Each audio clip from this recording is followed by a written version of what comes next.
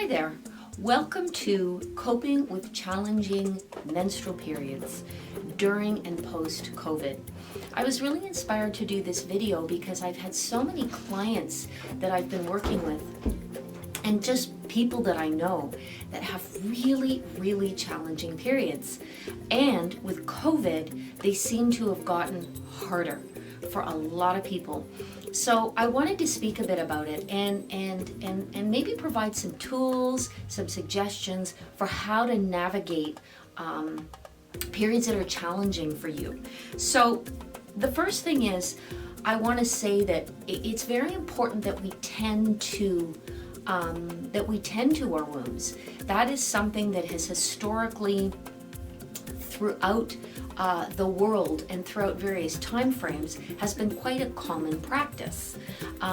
More and more people are returning to it. Absolutely, we're seeing more and more of that, which is a positive thing. But this is still not really widespread. We've lost this along the way as a result of colonization and patriarchy and capitalism and a whole host of other things. So it's very important that we get back to that. And I also want to say, when I'm speaking about the womb, I'm not just specifically speaking about a physiological uterus. There are people that spiritually embody a womb energy, a womb placement that is not necessarily physically material. This is quite common. This can be more common with people that are trans, but it's important that I speak to that. So we're not just speaking to, cis women here. Part of what's happening for a lot of people now is that our estrogen levels are extremely heightened, and we have an imbalance of hormones. We are now estrogen dominant. And a lot of that has to do with environmental factors that are increasingly measurable, right? We have more and more empirical knowledge that is showing us our higher rates of breast cancer, cervical cancer, these sort of things, and fibroids, endometriosis, a whole host of things are tied in with this estrogen dominant issue. And one of the things that OBGYNs often say is, we'll go on the pill, right? Because the pill and other birth control methods are seen to balance that. However, this isn't necessarily the solution, right?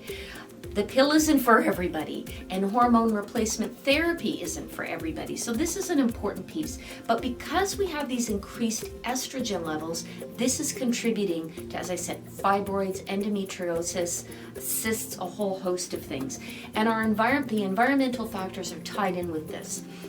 We know that plastics, which is apparent to such a degree in our environments that they've even found plastic in snow. So this becomes a hormone inhibitor and affects our hormones. So a lot of women are estrogen dominant. So this is an issue. I would also say that as a result of the world we're living in, where there is so much violence against women, and the earth herself, we inflict harm and violence on her. As we are innately connected with the earth, that's where we come from. We're born from a woman, and when we pass, we return to the earth that is our mother. I believe that a lot of women are increasingly dealing with womb issues and imbalances as a result of the imbalance of our larger planet, right? And we will feel the hurts that are inflicted on our earth. We, of course, will in turn feel, because we're all interconnected. So this is important. Taking time out as to take time in is very crucial. Now again, historically, if anybody's ever read the book The Red Tent, which is a fictional book, but about how in sort of ancient times, Jewish women were essentially isolated during their cycles. This is quite common. This was quite common. We know there are a lot of social cultural practices around menstruation. Some of it is tied in with taboos. Some of it is tied in with notions of pollution and contagion, right? With period blood being dirty, being contagious, cleaning before and after. We find this throughout a host of religious texts. But what I'm speaking to in greater detail is that throughout the world, historically, we would have found that there would have been some level of isolation in some cultures for women that were on their moon time or having their menstrual cycle. And this wasn't just a question of isolating women from the broader society, but also, I believe, as some kind of reprieve. Now, we live in a society now, there is no reprieve.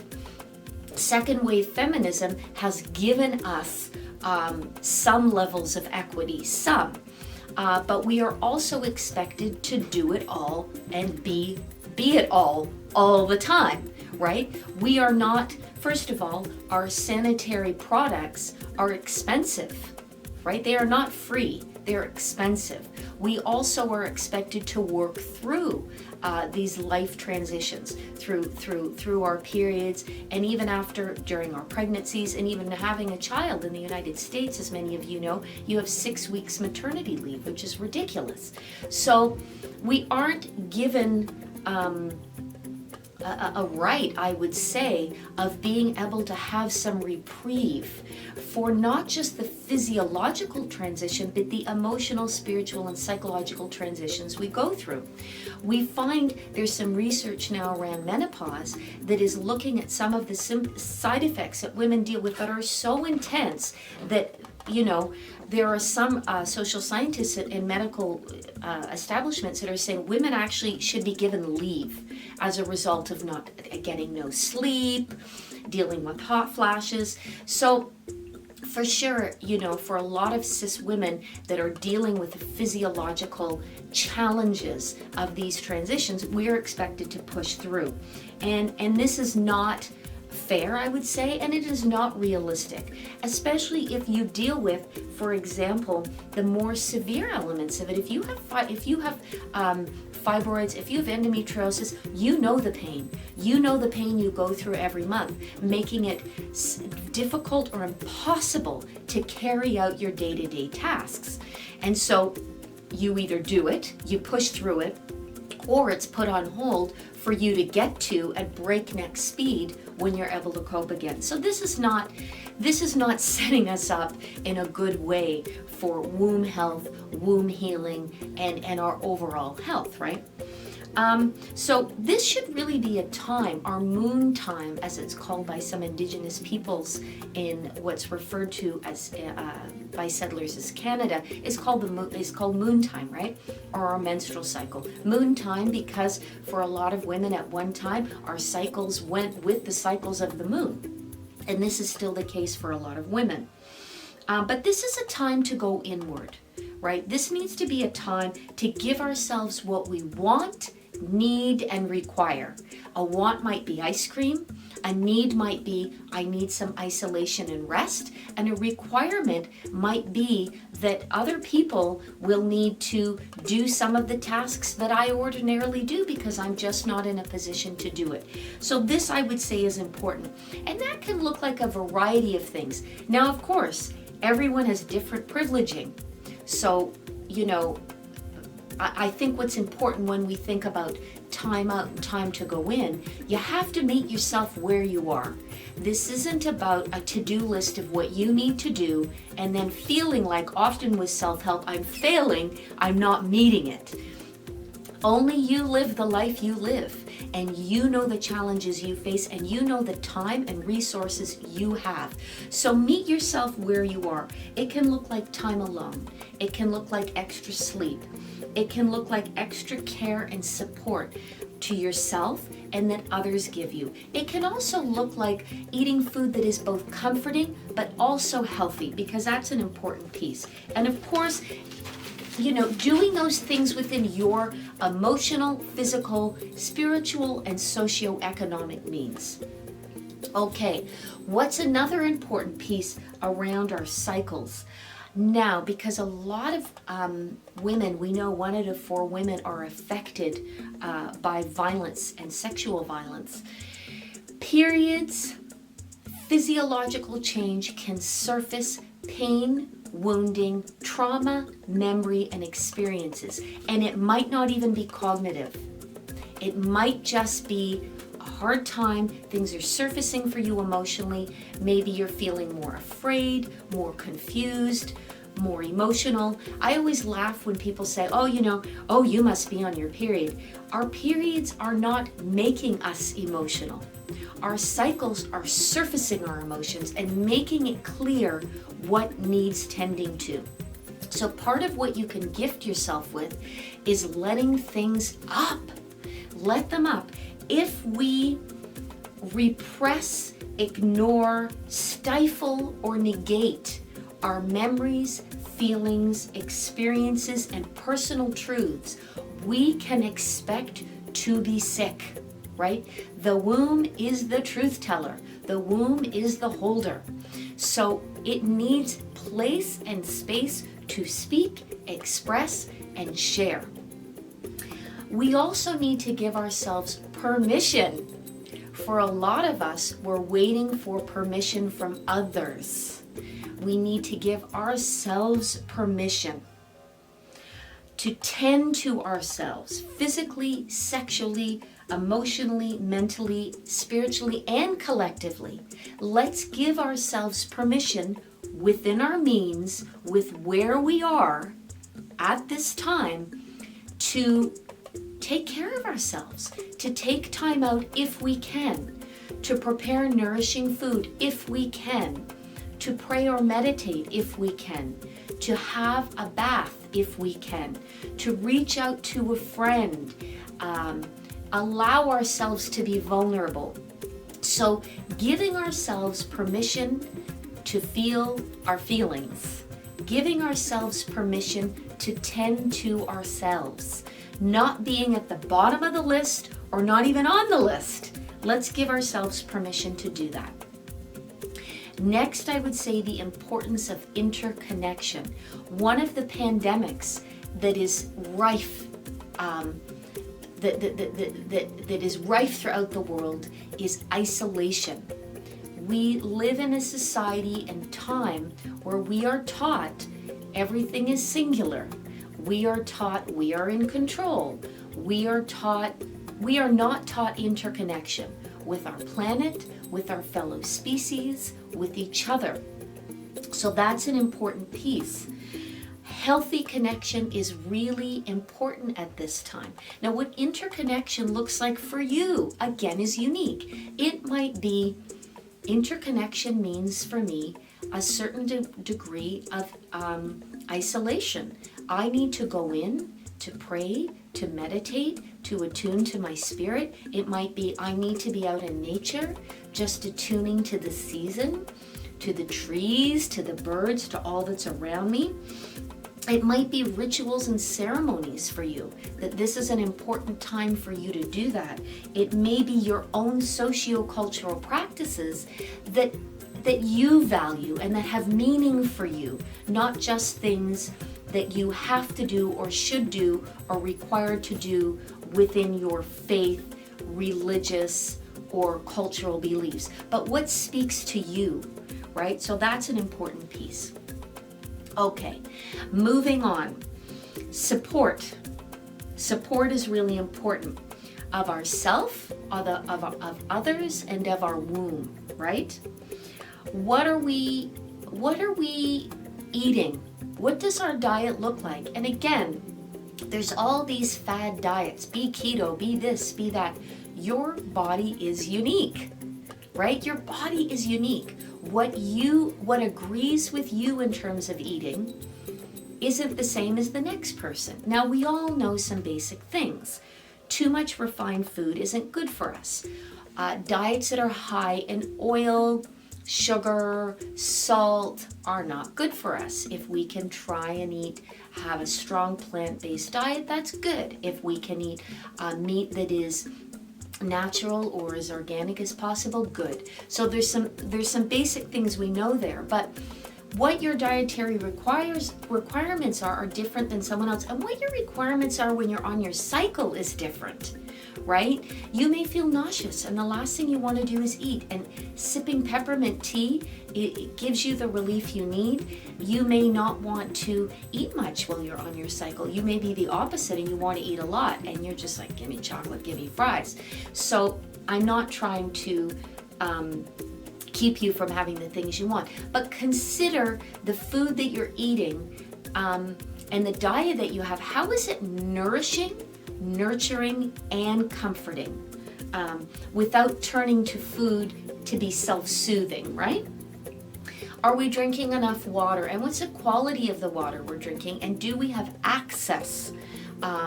Because we don't all have access. We have a lot of places in Canada, boil water only. We still have that in a lot of Indigenous communities and places throughout the world where the quality of our water isn't great. Herbs are a very important piece that I think when we look at the history of herbalism, we find a lot of remedies for livestock and animals, and we find a lot of remedies around not just reproductive health, but around womb and physiological functioning and hormones as well. So this is really key. We've stepped away from that. And again, one size doesn't fit all. Maca might be the thing that helps one person, whereas blue cohosh is good for another person, whereas lavender tea really works quite well for another person. So it's important. Don't just Google herbs for, painful periods and just go off the list. It's better actually to consult with a herbalist or a practitioner like myself to get some guidance on what you should be taking and what you might be taking at this time. You might need something like black cohosh now, and then in 3 or 4 months you might require something else, right? So that's an important piece.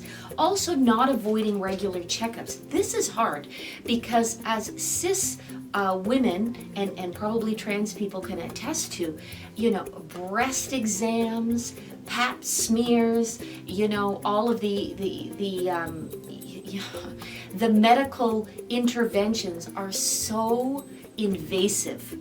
And if you've experienced any kind of sexual trauma or history of trauma, this is something you may not want to do and you might want to avoid because it's traumatizing. And for those that haven't experienced that, it's just plain uncomfortable, right? So, I'm going to urge you to find ways to support yourself pre, during, and post those checkups, right? Again, you're attuning. What do I need? What would be useful? And if you're able to access a practitioner that you're comfortable with, are you more comfortable getting a pap smear and a breast exam from someone who is a woman themselves or a trans person?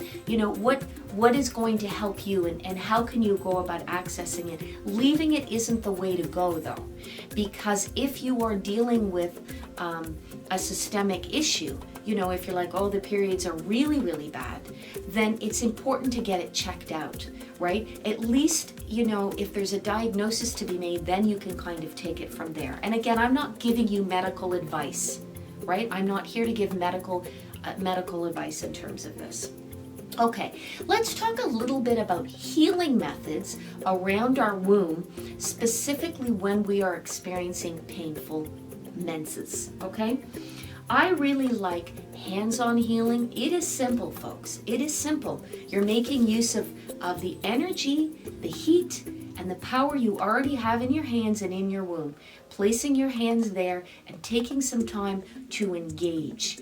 Now, you can engage there by providing healing in your mind's eye, by providing helping to ease the pain in your mind's eye. And it's also key that you're listening. What is your womb telling you? What is it asking for? What does it require or need? And you may also need, this is an important piece, if we in particular have dealt with trauma experiences, and we are holding it or containing it in our womb, it's important that we have release work. Release work is very important. So letting the body speak on its own behalf and finding an expressive practice that allows you to help release whatever pain, stress, memory experience that your body and your womb is containing. Again, the physiological womb and also the non-physiological or invisible womb. This is really important. So that could look like singing, journaling, painting, drawing, dancing. But again, that's an area you're tapping into, because this is an area of power. You see, this is an area of power, and most people are not taught this. This is part of what patriarchy removes, is that this is a source of power.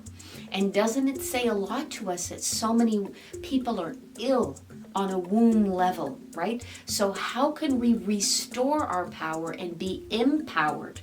This is important. Feeling our feelings is important. As I said, that's a key piece.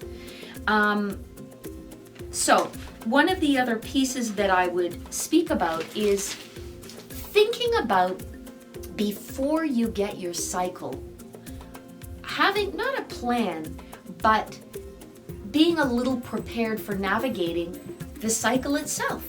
You know, it may be, you may have a discomfort, you may have extreme discomfort. You can be anywhere on that continuum, right? From extreme discomfort to no discomfort.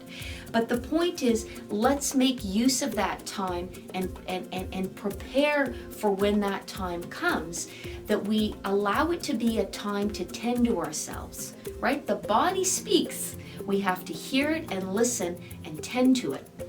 And of course, the body embodies memory, gifting, ancestors. So those are all important pieces. Okay, so I'm going to break down. I never love the idea of categorizations, which we find so much in the West around mind, body, spirit, because whole being goes beyond that. But I'm going to do a little bit of that today because I want to make it practical for you. Okay, so physically, what can we do to help navigate when we have our cycles? So use what helps you. What works for you may not work for your best friend.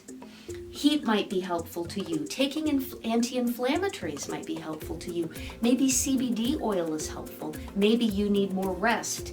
Maybe magnesium citrate, which helps with cramping, is useful to you, but maybe if you take it, you end up with a runny tummy or diarrhea, so you've got to be careful of that.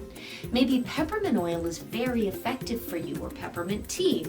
Maybe castor oil poultices, where we put castor oil over our womb and then a wet hot towel or a heating pad over that. Maybe that works for you. So it's important. Those are some of my suggestions, but it's important to see and find what gives you relief. For some people, when they have bad cycles, going for a long walk or some physical exercise. I know some of us may say, oh, that's the last thing I want to do.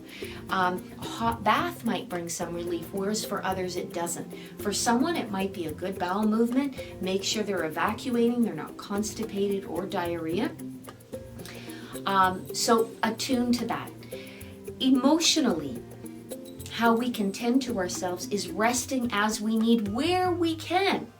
Maybe you're working 3 jobs right now, right? And your nap on the bus, that's your rest. Take that nap on the bus then, if possible, and if safe for you. Journal, if you're able to do that.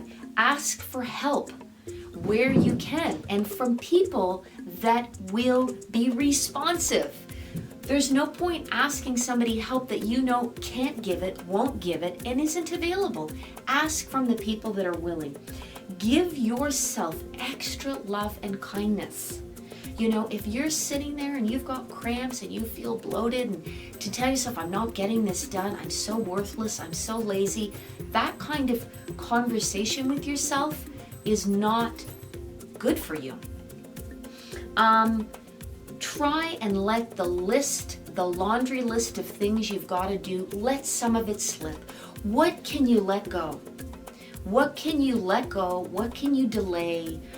What can you have someone else do?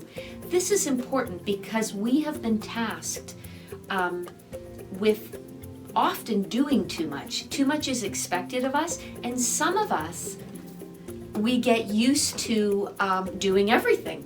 You know, so that's just the norm, and we complain about it, right? It's the martyrdom thing, the martyr and the victim.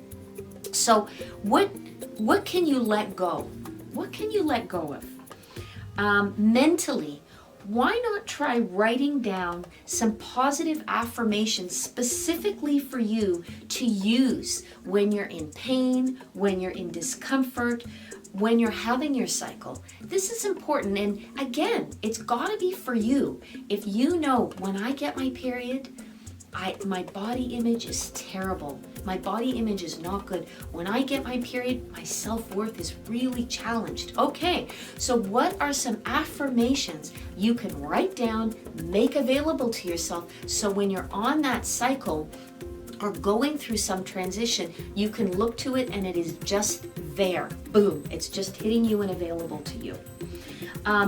Also, I really recommend, generally in life, and especially when you are dealing with you're navigating some cyclical issues around your moon time, watch, read, listen to non-violent, non-intrusive, and non-negative materials.